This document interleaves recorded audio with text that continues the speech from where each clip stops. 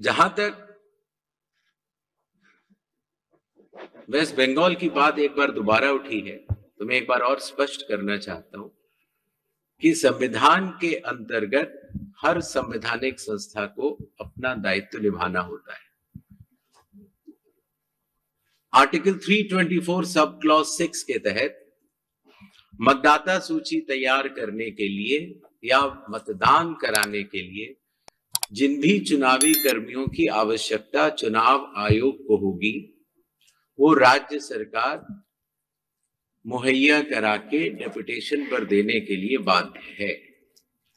इसी तरीके से कानून व्यवस्था की जो आपने बात की, वो राज्य सरकार की संवैधानिक जिम्मेदारी है और मुझे इसमें कोई भी संकोच नहीं है कि हर राज्य सरकारें चुनाव आयोग की तरह ही अपनी पूरी संवैधानिक दायित्व का निर्वहन करेंगी और करती रही। তো বন্ধুরা, আপনারা অবশ্যই শুনতে পেলেন যে আমাদের চিফ ইলেকশন কমিশনার কি বললেন। তো পশ্চিমবঙ্গে তথা ভারতের 12টি রাজ্যে এসআইআর শুরু হয়ে গেছে। পশ্চিমবঙ্গে 28 তারিখ থেকে এসআইআর শুরু হয়ে গেছে। 28 থেকে 3 নভেম্বর পর্যন্ত বিএলওদের ট্রেনিং দেওয়া হবে। তারপর 4 নভেম্বরের পরে আপনাদের বাড়ি বাড়ি গিয়ে এই 2টি করে ফর্ম দেবে প্রত্যেকজনকে।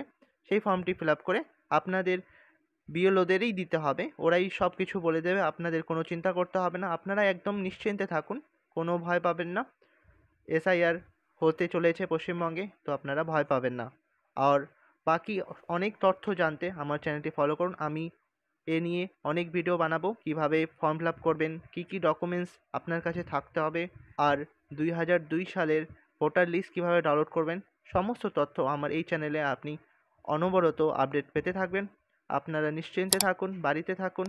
বাড়িতে এসেই ওরা ফর্ম ফিল আপ করাবে বিএলওরা, তো আপনাদের কোথাও যেতে হবে না। ঠিক আছে, আপনারা সুস্থ থাকুন আর আমার চ্যানেলটি পারলে সাবস্ক্রাইব করে রাখবেন। ভয় পাওয়ার কিচ্ছু নেই।